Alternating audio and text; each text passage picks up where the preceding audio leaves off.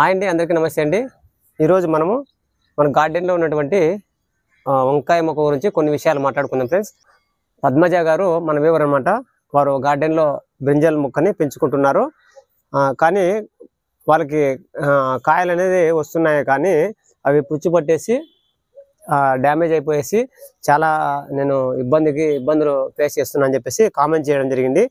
వారి కోసమనే కాదు, మనం ఎటువంటి టిప్స్ ఫాలో అయితే మనము వంగ మొక్కలో మన వెజిటేబుల్ అనేది బ్రింజల్ అనేది పుచ్చు పట్టుకోకుండా మనం ఎటువంటి కేర్ తీసుకోవాలని చెప్పేసి మీకు ఈ వీడియోలో తెలియజేస్తానండి. మా ఛానల్ ఎవరైనా ఫస్ట్ టైం చూస్తుంటే ప్లీజ్ లైక్ చేయండి, అదేవిధంగా సబ్స్క్రైబ్ చేసుకోండి. ప్లీజ్ లాస్ట్ వరకు చూడండి, అదేవిధంగా ప్రతి ఒక్కరూ లైక్ చేయాలని కోరుకుంటున్నాను. మనం కిచెన్ వేస్ట్ నుండి వచ్చినటువంటి బ్రింజల్ మొక్క ఇది. మనకు చూడండి ఎలా వచ్చాయో కాయలు కూడా ఫ్రూటింగ్తో ఉన్నాయి. వెజిటేబుల్ చూడండి హార్వెస్ట్కు రెడీ అయిపోయింది. ఇది వైట్ అనమాట, వైట్ బ్లూ కలర్ కొద్దిగా చారలు ఉన్నది. ఇప్పుడు మనకి ఇలా ఫ్లవరింగ్ వచ్చిన తర్వాత మనకి కొంతమందికి చాలా రకాలుగా ఫేస్ చేస్తుంటారు. అందులో ఒకటి మనకి ఈ వెజిటేబుల్ అనేది ఇక్కడ పుచ్చు పట్టేసి డ్యామేజ్ గురయ్యేసి మొత్తం అంతా మొక్క అంతా పాడై చనిపోయే విధంగా కూడా తయారైపోతుంది. కావున మనం ఎటువంటి టిప్స్ ఫాలో కావాలంటే, ఇప్పుడు మనము మొక్కని నాటుకుంటాం ఫ్రెండ్స్. నాటుకున్న తర్వాత మనకి ఫ్లవరింగ్ వస్తుంది. ఫ్లవరింగ్ వచ్చిన తర్వాత మనకి వెజిటేబుల్ అనేది ఇలా రావడం జరుగుతుంది. కానీ ఇటువంటి టైంలో మనం సరైన కేర్ తీసుకోకపోతే మనము వాటిని హార్వెస్ట్ కూడా మనము తీసుకోలేము మనము. కావున ఇక్కడ చూడండి ఫ్రెండ్స్, ముఖ్య పాయింట్ ఇక్కడ చూడండి.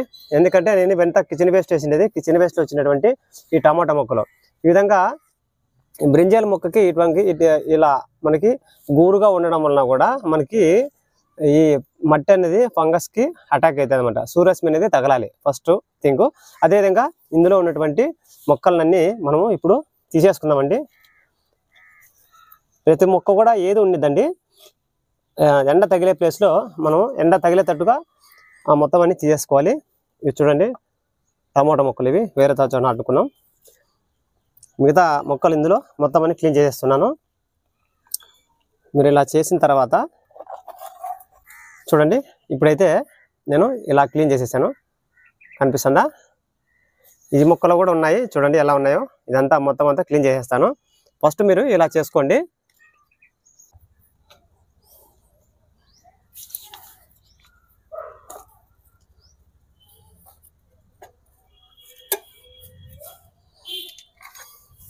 ఇంత కలుపు అనేది వచ్చింది చూడండి ఫ్రెండ్స్.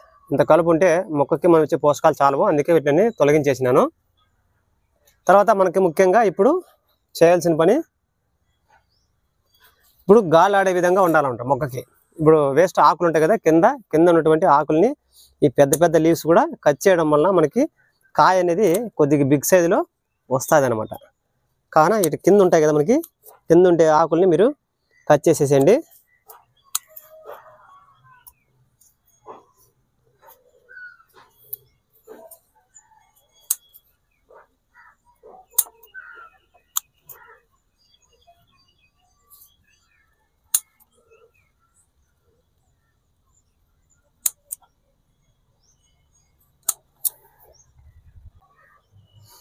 ఇప్పుడు చూడండి ఎలా ఉందో మొక్క.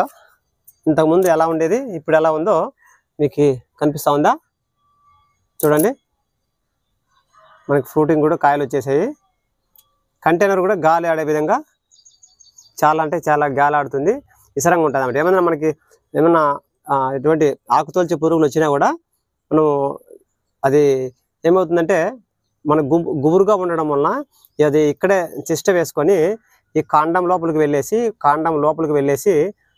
ఈ మొక్క అంతా చనిపోయే విధంగా చేస్తుంది. అదేవిధంగా కాయను కూడా ఇక్కడ చిన్న హోల్ చేసి రంధ్రం చేసేసి దాన్ని పాడు చేసే విధంగా మొత్తం అన్ని అటాక్ చేస్తుంటాయి ఫ్రెండ్స్. చూడండి మన గార్డెన్లో అయితే వంగ మొక్కలు ఎలా ఉన్నాయో, కాయలు కూడా చాలా అంటే చాలా బాగా వస్తున్నాయి అనమాట.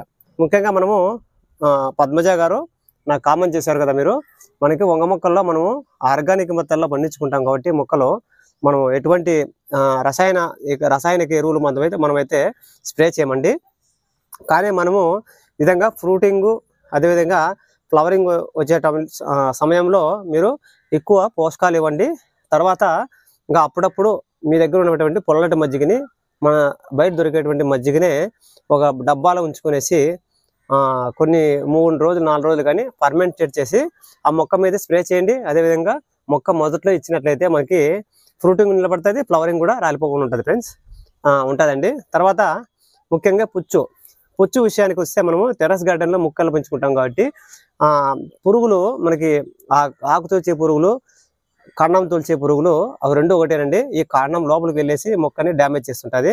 ఇంకోటి కాయలకి రంధ్రం చేసుకొని లోపలికి వెళ్తుంది అనమాట. లోపలికి వెళ్ళేసి గుడ్లు పెట్టేసి అక్కడ దాని సంతతిని తయారు చేసుకొని ఇంకా ఎక్కువ పురుగుల్ని దాన్ని ఎక్కువ అది డ్యామేజ్ అంటే గుడ్లు పెట్టేసి అది పిల్లలు లేపేసి ఆ మొక్క అంతా చనిపోయే విధంగాను, అదేవిధంగా మొక్క అంతా మన కాయలు పిందులు వస్తూనే ఉంటుంది. మొక్క అయితే హెల్తీగా ఉంటుంది, కానీ అది లోపల చేరుకునేసి మొక్కని ఓ పక్క నుండి ఓ కొమ్మ తినేస్తూ దాన్ని పాడు చేస్తూ వస్తుంది అనమాట.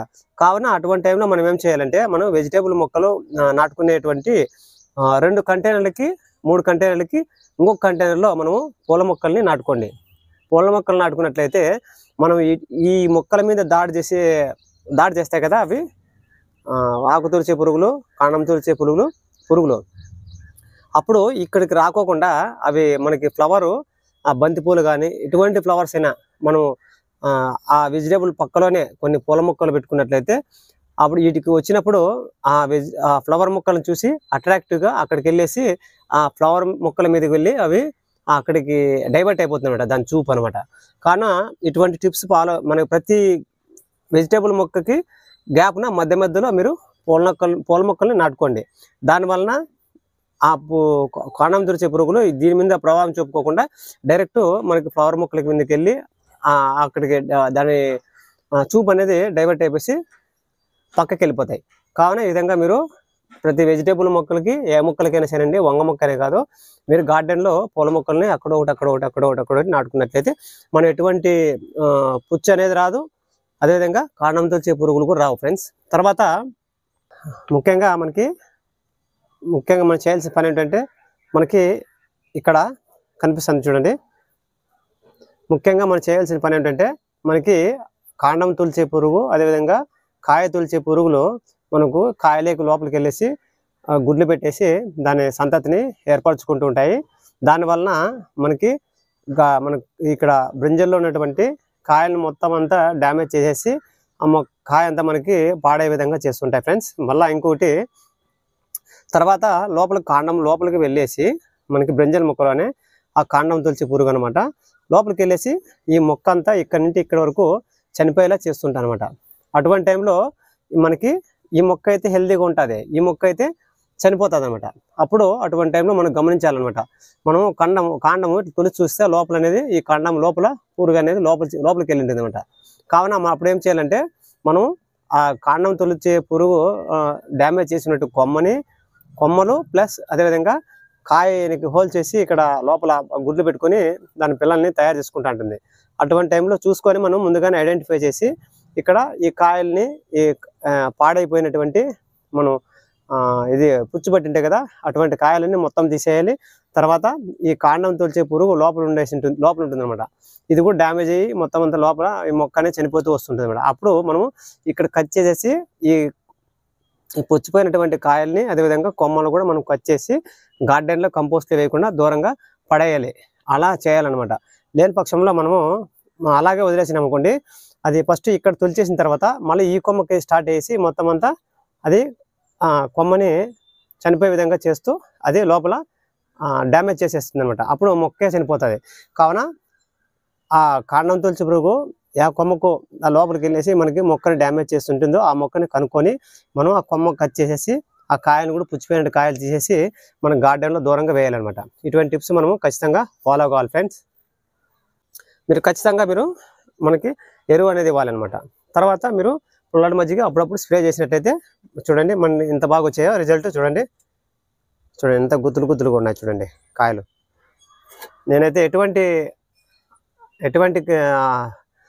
దీనికి సంబంధించిన ఆకు తొలిచే పురుగులకి కాండం తొలిచే పురుగులకి అయితే ఎటువంటి కెమికల్ ఏంది వాడిన ఫ్రెండ్స్. నేనైతే పూల మొక్కలు ఎక్కువ పెంచుకుంటాను అనమాట.